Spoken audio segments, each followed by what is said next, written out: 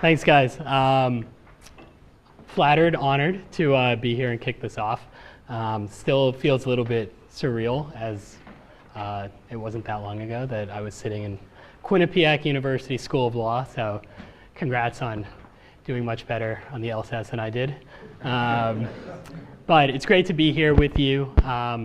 Talked with Vince a little bit about this before I came, and he basically said, tell them about you, tell them about what you do, and some things that might be important. So don't hesitate to ask questions, interrupt, whatever you want to do. It's all good. So as Vince said, my name's Garry Rosenfield, and I'm an attorney and an agent with Coaches Inc. in Washington, D.C. So as the name kind of suggests, Coaches Inc. is a sports agency that works only with coaches. We don't work with any athletes. We think that's a niche. Before I came on board, what we saw was that there were some agents that were getting into representing coaches with the idea that they were going to leverage those relationships with players, which creates a messy situation. So when Coaches Inc. got started now about 11 years ago, the president and founder of the company, a guy by the name of Dennis Cordell, was coming over as an attorney from the NFL Coaches Association and saw the opportunity for coaches to be represented specifically. I'll get into that a little bit more as we go, but the story that Dennis likes to tell about why he started Coaches Inc. and a coach-specific agency was that at the same time, back in, it was 11 years, so early 2000s, he was working as an agent at the NFL Coaches Association, and if there are fans or people that followed out there, Terrell Owens had been suspended by the Philadelphia Eagles and was going through his driveway workout and everything else that was crazy at that time. So the NFL Coaches Association is tasked with representing its member players through any type of legal action with their teams. Well, at the same time, Dennis was also working on a case with an assistant strength coach with the Tennessee Titans. And what had happened was that the owner of the Titans at the time had gone out to the NFL owners meetings and spoken to other owners and found out that he was the only owner that employed an assistant strength coach at the time in the NFL. So everybody else had just one strength coach, the Titans had two, or at least it seemed to him. So this guy was working without a contract. Owner got back from the meetings and terminated the employment of the coach to save money. And that was another case going on at the same time. So Dennis was working with T.O. on one hand and this assistant strength and conditioning coach on the other, and really felt that his passion was more with the coach in terms of how much it mattered to him, how much he cared, how easy it was to work with. So that's the birth story of Coaches Inc. My birth story is a little bit different. Grew up in Boston, in Worcester, if people know Massachusetts a little bit better. I went to undergrad at the University of Connecticut. I then went to Quinnipiac University School of Law, and then started at Coaches Inc. So my story, I like to say I was the best basketball player in third grade, and then everybody else got taller, and I did not. So playing was out of the question for me, but there was the love of sports that so many people talk about. And from there, knew I wanted to do sports business. So throughout my time at UConn, I worked for a daily newspaper in Massachusetts that in the sports department with guys that have now gone on to work for NFL Network, ESPN, Comcast Sportsnet, all these areas. I was very lucky to end up there. I also worked for the Kraft Sports Group, who owned the New England Patriots, when I was at UConn, and just knew that sports business was what I wanted to do. But at the same time, law school was what I wanted to do as well. So I went to law school. In my 1L year, Sports Illustrated came out with a cover story about kind of the seedy world of sports agency and the money that gets thrown around, and basically all the horror stories that everybody here, if you've read about it, you've heard time and time again. And at that point, I decided, you know what, number one, I'm probably not cut out for this. Number two, I don't have the money to throw around to get into it. Number three, I don't feel like working in a mailroom for the first couple years with law school loans coming out, and thought I was going to do something else. So my first year of law school, I worked for the state of Massachusetts in the district attorney's office in the appellate division, which was great for writing for my 2L and 3L year, but that was about all it was good for, because it was behind a desk all day and certainly not what I was interested in. From there, was getting ready to go do tax law for AIG in New York for my 2L summer, and that's when I, thank goodness, got a call from a friend of my mom's coworker, so a third degree connection, who said that he knew a guy in DC that had a sports agency and would take on an intern if I was interested. So I gave him a call. I thought that I knew everything there was to know because AIG was going to pay money and put me up in housing and probably guarantee me a job if I could work 18-hour days. And I talked to Dennis at the time and basically said, what is the package? What are you offering? He kind of, I guess over the phone looked at me twice and said, what do you mean, what's the package? And I said, well, where do I need to live? What do I get paid? Job afterwards? He's like, yeah. He's like, you got to move to DC for the summer. Not going to pay you and can't guarantee you a job after school, but if you want to work in sports, here's an opportunity to do it. So I was actually going to go to AIG anyways and talk to my father, who's always been somebody, an attorney himself, defense attorney in Massachusetts, always been someone that says, get the job, get the money, be secure. And he told me that I should go to DC. So that was all I needed to hear. I did that, and luckily it worked out. So I started that moved down in August of 2013 after taking the bar exam, moved down to DC and started working for Coaches Inc. at that time. So when I interned for Coaches Inc., I really thought that, outside of Nick Saban and Urban Meyer, there probably weren't many coaches that needed representation. And I was wrong. I was very wrong. Football in particular is an industry that you can talk to just about every assistant coach in the football bowl subdivision conferences, and they're going to have an agent or somebody that's helping them with jobs and contracts. I even know of graduate assistants that have agents to help them make their career decisions and get them connected to the right people. What we've seen is that football always sets the tone when it comes to college sports, which is where our expertise is and the majority of our business is. And then men's basketball will trail football by about 3 years. And then women's basketball, which I'll get into because that's my focus, trails men's basketball by about 3 years as well. And what I mean by trailing is that things that you see become common with football will eventually become common for the most part in men's basketball. It'll just take time. So an example of this was when I started with Coaches Inc. about 4 years ago, 5 years ago now. It was common for assistant coaches in football, the coordinator level, to get multi-year contracts. Position coaches didn't get multi-year contracts. And then when you looked at men's basketball, there were no assistant coaches for the most part getting multi-year contracts outside of a couple of outliers. Today, it's very common for basketball coaches who are assistants, both men's and now women's basketball, to get multi-year contracts. But football set the bar, and then eventually these other sports took after. And when I got down to DC, I thought that the only thing we're going to be doing was contracts for coaches in terms of being an agent. I thought that's why I went to law school and that's what I was going to do. But there's a lot more that we do for our clients and that I think sets us apart in terms of why we've had success. Job opportunities is a big thing. Just as you guys are going to want job opportunities, so do our clients. And understanding the business and knowing people within it and how decisions get made is a value that we bring to our clients. Legal issues, which is absolutely where we set ourselves apart from other bigger agencies like name CSE, all of them, CAA.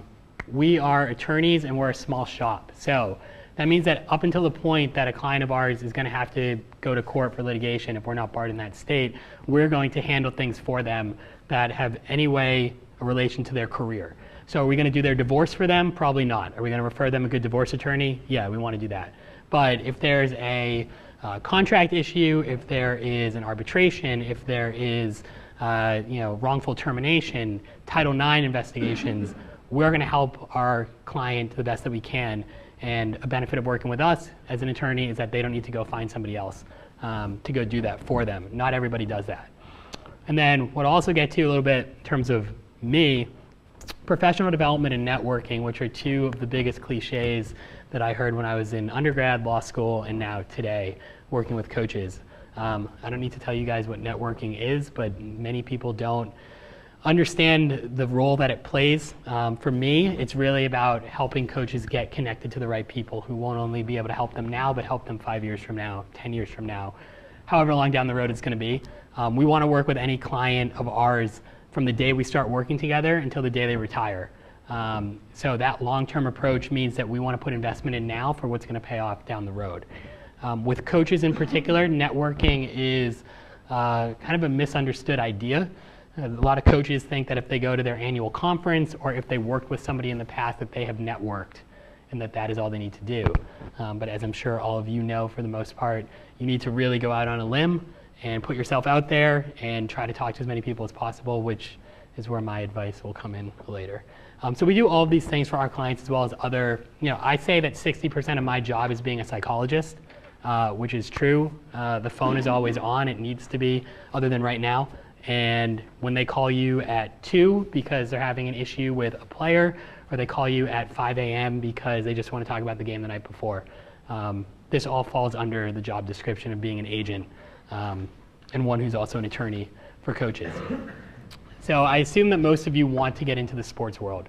And there's a saying that we have with some of the NFL clients that we work with, which also relates to the NBA, which is that once you're in, which is that there's a lot of recycling when it comes to coaches at the NFL level. So you can be, we work with an assistant linebackers coach who was with the New Orleans Saints who got let go a couple weeks ago. We're not worried about him finding a job because he has the NFL experience already, and once you're in the NFL, for the most part, it's easier to stay in than getting into it to begin with. I see the sports industry very similarly in terms of my experience. There are a ton of opportunities, I believe. I believe that there are a lot of jobs to be had. I think there's a lot of value out there that anybody that wants to get into it can offer. And I don't know what the job market looks like today, but 5 years ago, 4 years ago, 5 years ago for me, all we heard about was that there were no jobs, there were too many law school graduates, and particularly just being honest with me coming from Quinnipiac, which isn't going to light up the resume. A lot of it was going to be figuring it out myself and going out and doing what needs to be done. And I really think that there is so much opportunity in sports for any of you to do that. It just comes down to figuring what you want to do, the different paths to getting there, not the path, the different path, and going out and getting it and making it happen.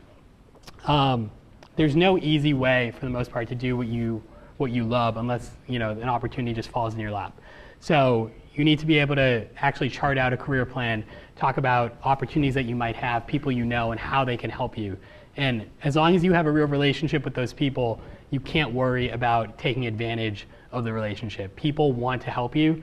I used to hear that and really thought that it was BS.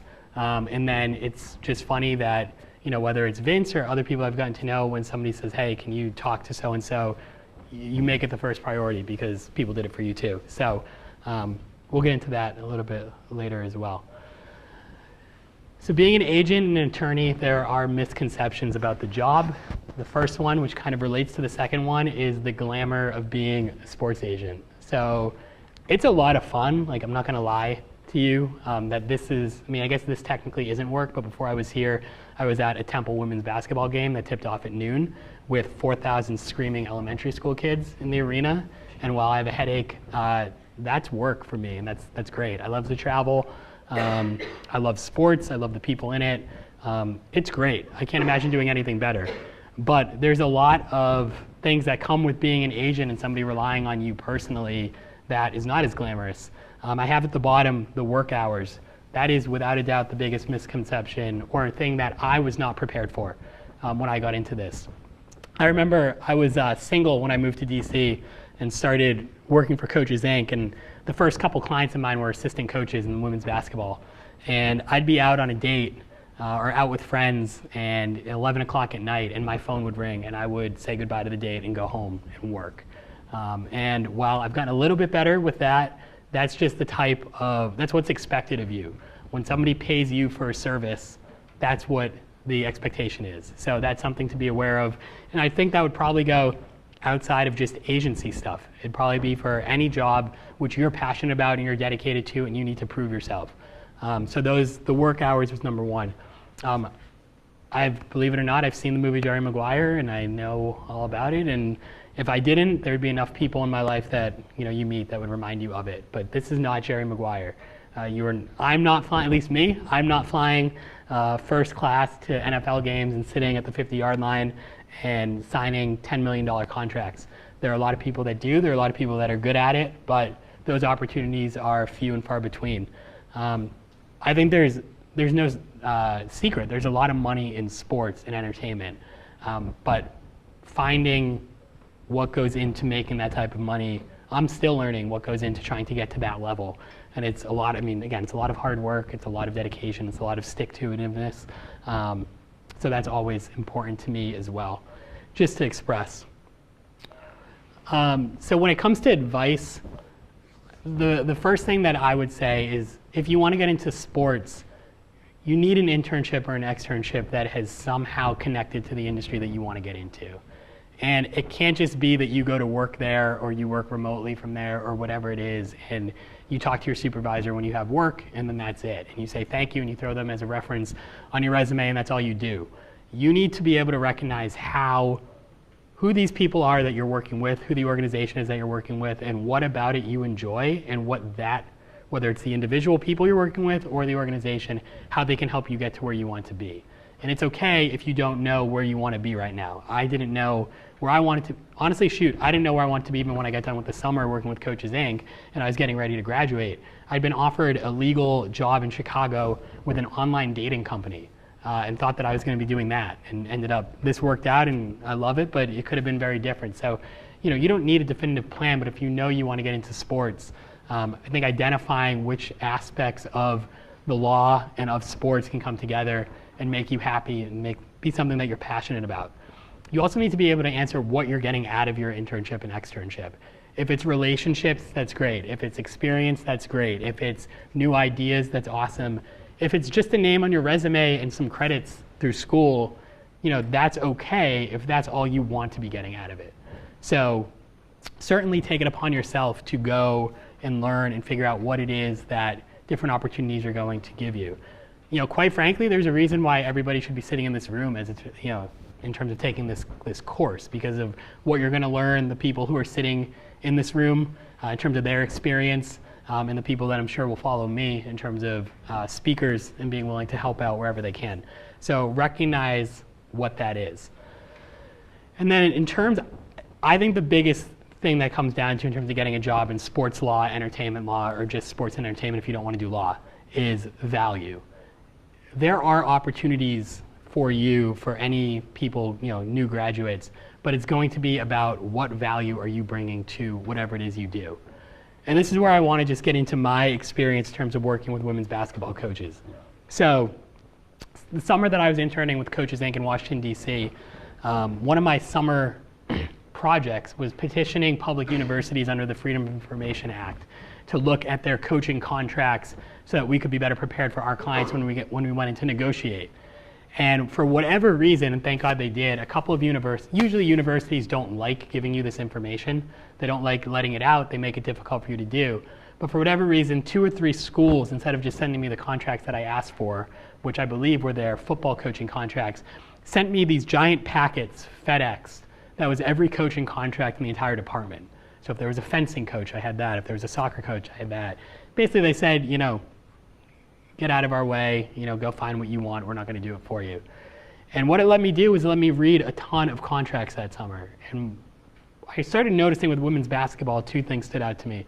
Number one, there was a lot more money than I expected in women's basketball. I went to UConn, where women's basketball doesn't get bigger, and I knew that Gino was making $1 million.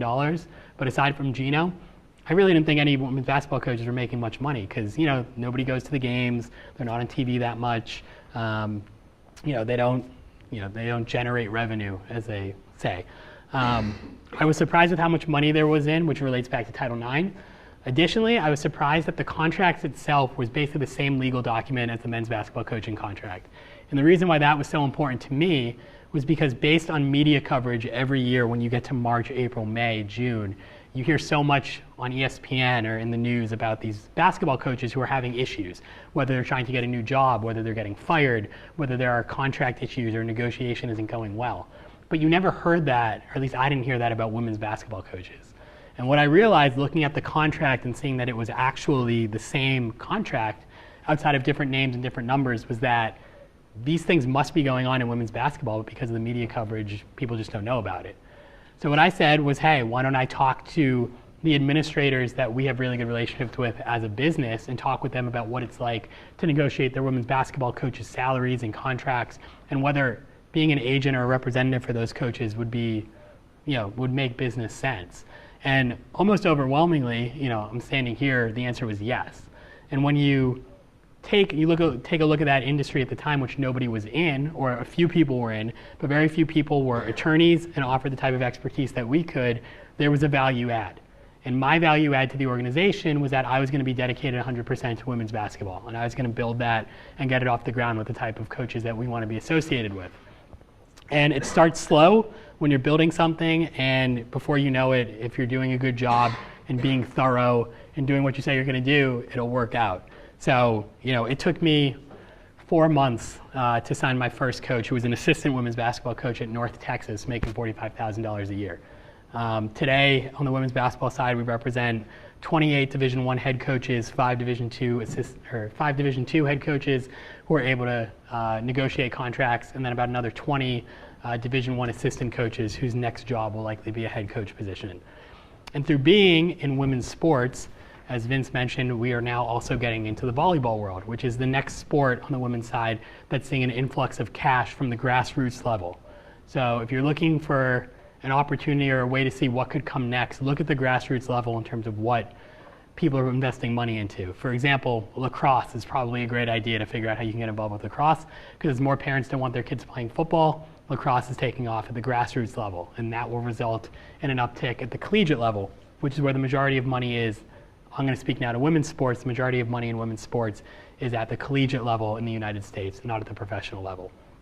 But again, it's about that value. So to the organization, to Coaches Inc., I brought the value that I was going to be dedicated to this and this only, and that I was going to hopefully put us in the best position to make money, number one, but also work with great people who represent what we're about best. In terms of our organization, that value to the coach, to a coach that's working with an agent right now, or is thinking about working with one, is that not only do we have the track record at this point of working with all these other coaches and being able to point to these other contracts within women's basketball, but also within other sports and working with the same people. And now, in addition, as we talked about the fact that we are attorneys, which many agents are not. A question that I get asked often whenever I speak to people about working with coaches is, what's the requirement in terms of being certified and so on and so forth? There is none. There is no certification needed to represent a coach, which can be a good thing and can also be a very bad thing. You probably know that to be a player agent with the NFL or the NBA or NHL, there are certification exams that you need to take in order to be able to do it. There's no coaches association in terms of a union. And that being said, there's no requirement. But if you can point to things that set you apart, as with any business, you'll be good. You want to be a wealth of knowledge for your organization or for any job that you are interviewing for. There's like traditional interview tips that I'm sure all of you have heard 1,000 times, but the one that I provide my coaches when they're going after jobs is that, number one, know the most of anybody going into that room or talking to the person you're talking to. So when I talk about networking for a head coach that I work with, if they might be looking to, perhaps entertain job opportunities at the end of this year, I'm going to have them talk to athletic directors that I know who are connected to jobs that might be opening up, and make sure that they are as educated as possible, not only about that job that they might want, but where this individual is coming from. Kind of ironic because I'm now talking to all of you, but I find that people love talking about themselves. They love it. So that was a huge, huge positive for me, because whenever I talk to a potential client as a coach, first question I'm asking them is, why did you get into coaching? And from there, it's all over. So the way that it relates, I think, to anybody in this room is that the informational interview, which is when I say talk to as many people as possible, identify what jobs you think are cool or interesting or that you would like to know about what they do, and reach out to those people cold and send emails, or if you know somebody on LinkedIn that's a connection of theirs, get connected to them and just be persistent about it. Eventually you're going to get them on the phone, and when you say to them, tell me about your job or why you do what you do, if you just listen, if you just let them talk, they will feel like they are bonding with you and that you should be truly interested in what they have to say, but that they are, and they'll be more likely to help you just as they're more likely to help coaches I work with. The other thing, as I mentioned, you need to ask for introductions. It's tough, how do I say this? It's tough to break into the sports industry, or it seems tough to break into the sports industry, but you need to utilize the network that you have. I mean, for the most part, everybody in this room is part of everybody else's network.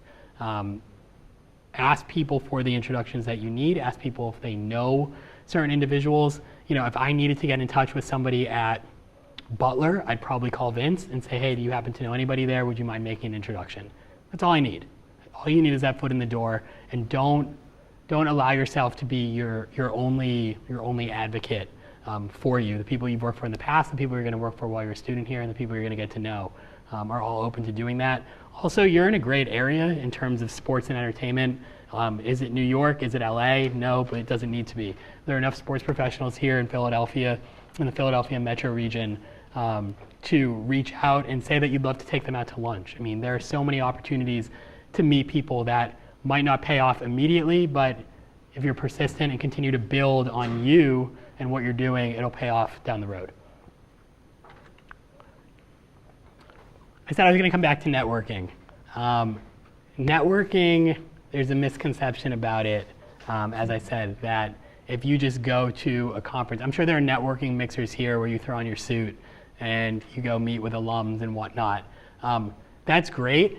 You need to go and talk to those people. You can't just be in the room and attending. Make sure that you know what those people, where they're from, what they focus in. If you don't know, ask them. Ask them to talk about themselves. But it needs to be organic in the sense of your interest, but it also, it doesn't need to be organic in terms of just sitting back and waiting. You have to take the initiative to go do it yourself, because if you don't do it, somebody else is going to. There are enough students interested in sports and entertainment law across the country that are going to heed, opportunities in front of them. So don't be afraid to go and do it on your own. Like I said, when I started reaching out to coaches for the first time and wanting to build this business, I sent cold emails to 100 coaches over a 2-day span, and after 3 months had heard back from 3 of them, which I was incredibly distraught over, and my boss at the time was thrilled that we had a 3% response rate. So it's all about expectations and recognizing that it's not one day. If you don't get it done that one day, build on it. Figure out what it is you want to do, why you want to do it, that you'll be happy doing it, and then start taking the steps necessary to go get it done. We already talked about utilizing the resources around you. And that's all I got. That's my story. It's what I do. I love it. Like I said, I'm happy to help anybody that needs advice or wants to get in or knows so-and-so. And like I said, what I find kind of most interesting is how in the sports world, once you get in, you end up realizing that you're connected to so many different people, whether it's at the institutional level or the professional level or the organizational level, whatever it might be. You know somebody that knows somebody, so those people that you know in the business, let them help you out with it. So if there are any questions, I'll be happy to take it. If anybody wants to chat after, I'll be happy to stick around. But thank you for having me.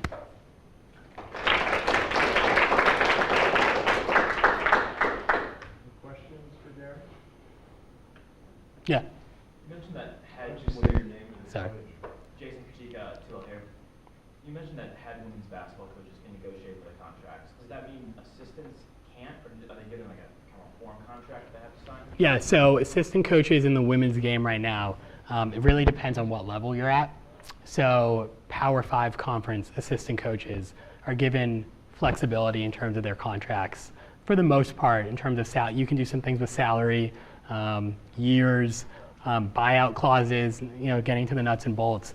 Some schools now, if they're going to give a 2-year contract to an assistant coach in women's basketball, they're going to put a buyout in the contract that says that if they were to leave before that contract's over to take a head coaching job somewhere, that school is going to get paid money.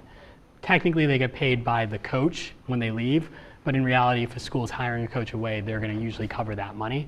But if you're at a mid-major or a low-major Division I school, or really any Division II assistant coach, you're not negotiating.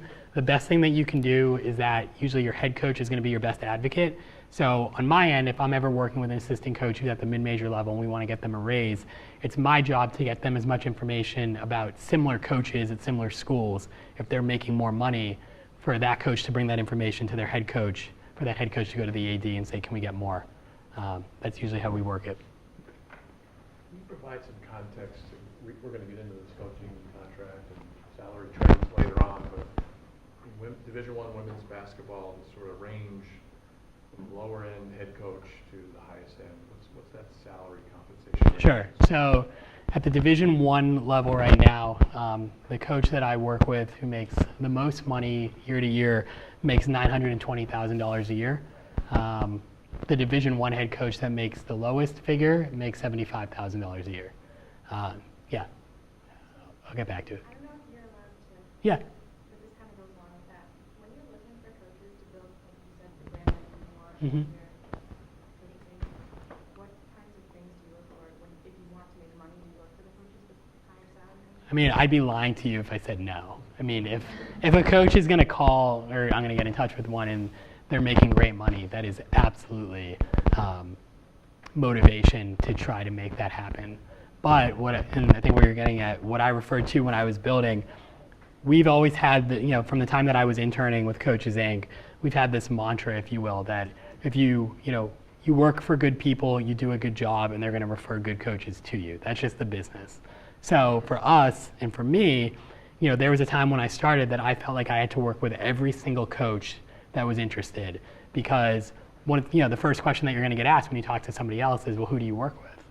So you want to be able to say that you work with certain people. But what you realize, and I realized, that when you overlook clear, I'm going to say flaws, but whether it's character flaws, whether it's lack of success on the court, or you figure out what your role is going to be with them, that's how you know whether it's going to be a fit with what you do or what we do. So for me, I like to say, I don't want to just be a headhunter. So if a coach is going to work with us or wants to work with me because they're about to get fired and they're going to need a job, I'm out. Even if they're making great money right now, I'm out, because that will probably go away sooner rather than later. And then you're going to have a coach that may not, now if they fit in the other areas, that's great. And you can make a decision based off that. But the type of things, success on the court, whether there's ever been any issues with student athletes, with their administration, what their track record is, good and bad, what their experience is, certainly the contract that they're working under right now, whether you can provide value to them quickly or whether you need to let them know that the expectation needs to be more long-term. These are all things that I look at. And then certainly referrals. So who's referring them? For the most part, I don't reach out myself anymore. It's all through referrals. So who's referring them? What do those people have to say? And then honestly, what do the coaches I work with already think about this individual? And would they be a good fit for what we do? So I think that there's a whole group of things. Getting back to Vince's question, so that really is the salary range in women's basketball. Now, certainly Power 5 conference coaches make the most money in the aggregate, but there are mid-major women's basketball coaches who've had a ton of success and make really, really, really good money that you probably wouldn't expect. But sometimes you can't negotiate certain salaries depending on where they're at. Sometimes it's literally a contract to a Division I school. Could be a sheet of paper that says you're employed as head women's basketball coach. Your start date is, June 1st, and you're making, like I said, $75,000 a year, and that's their contract. So there's not a whole lot to do in those instances other than making sure that if something was to ever happen there, that coach is protected, and if they want to go places beyond there, that you can help them do that. So those are all things we look at. About how much of your time do you spend drafting, and do you find that you have an active role in the negotiation process for your coaching? Yeah, so drafting kind of comes, so in terms of how much of my time, it's really about seasons. So speaking specifically to basketball, right now, there's not a whole lot of drafting. There's really nothing with contracts going on right now, which is what it's allowed me to get into volleyball, because it's opposite seasons. But with basketball right now, when there are games being played, really I've two jobs. Number one is to keep up with the clients I work with now. Number two is to figure out which job opportunities are going to be coming open and having conversations that I can with administrators who are going to be making those decisions and making sure that the clients I work with who either are going to be interested in those opportunities or fit those opportunities best are as prepared as possible for when they come open. Because of job season falling really between March and July with women's basketball, that's when the contract work gets done on the whole. There are two situations where we will draft. One is if it's an extension, and we'll want to draft the extension. Number two is if we're given, or a coach is offered a job, we're given a contract from the school, and we just don't like the contract. What we try to do is make it as easy on the school as possible to say yes to what we want.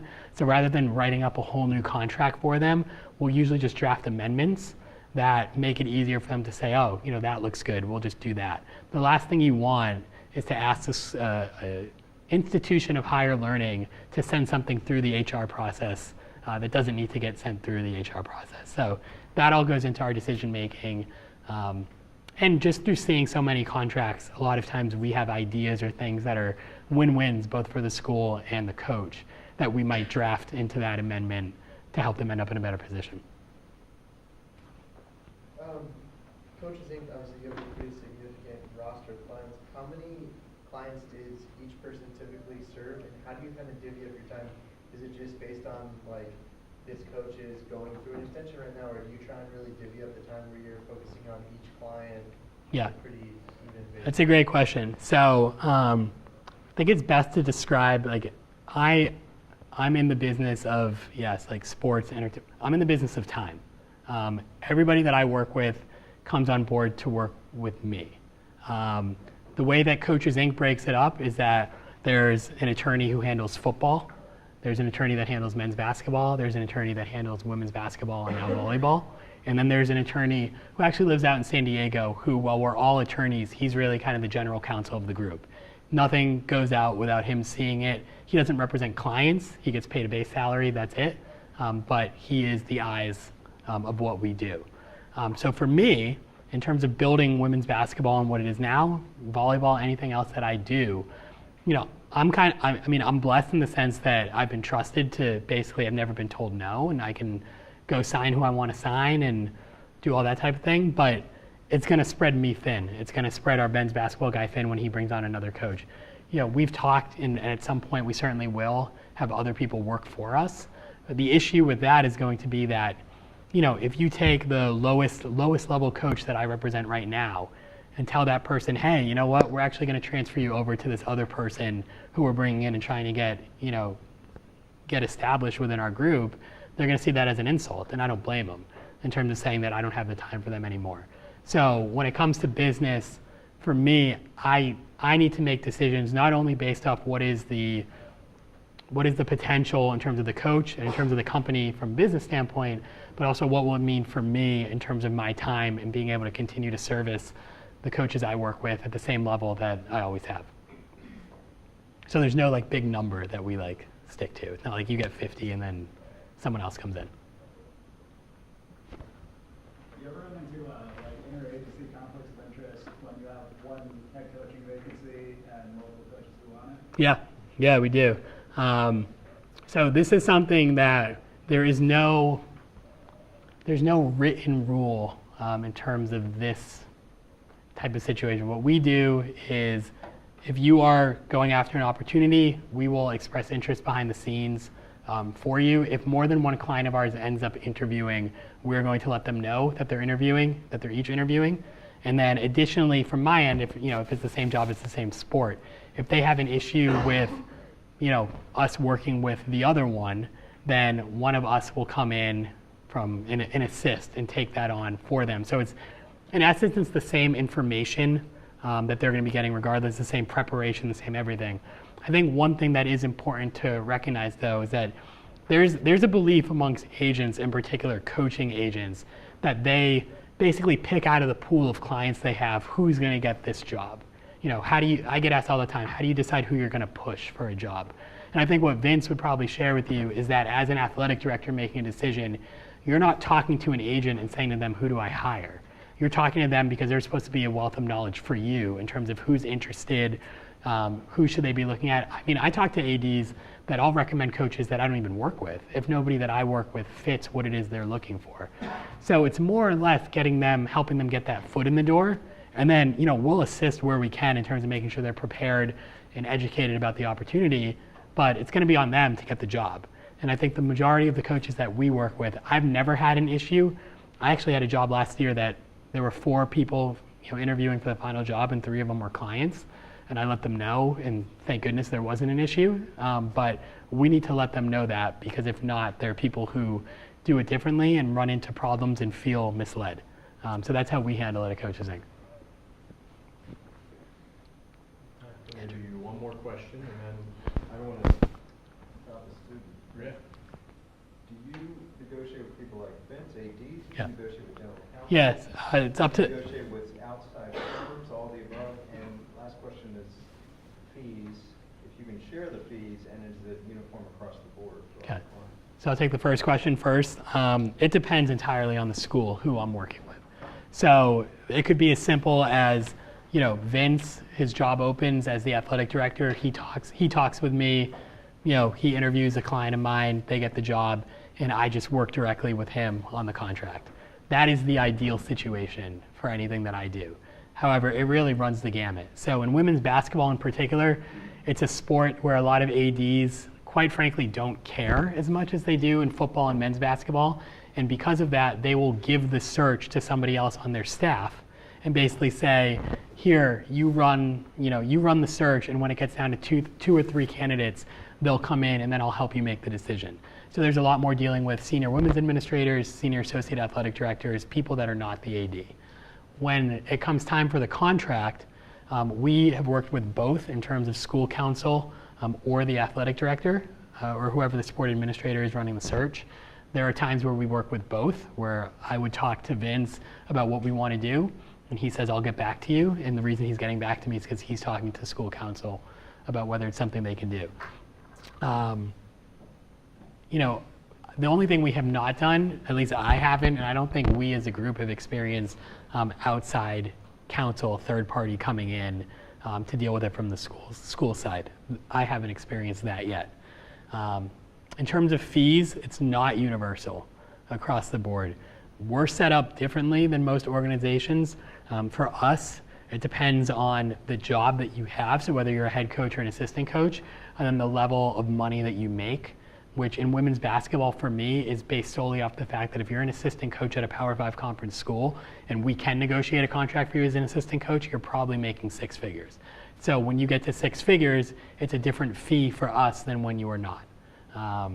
So we do flat fee for assistant coaches up to a certain level, and then when you're a head coach or you're an assistant really at the Power 5 conference level, it's a percentage of your salary rather than the flat fee.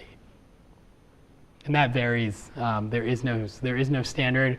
I've seen it as high as 7% and as low as 3%. And who does the drafting, the school or you? For what? When you draft the contract? Our contract with them or the school's contract with them? With the coach, for the coach. But with us or with the institution? Like to work with us or to? No. Okay. When the coach gets a deal, who drafts it? Usually it's the school handing us a contract, and then we'll take it from there. I can share this. Like we actually work with the head football coach, head men's basketball coach, and head women's basketball coach at William & Mary. And William & Mary wasn't giving its coaches contracts when we started representing their football coach.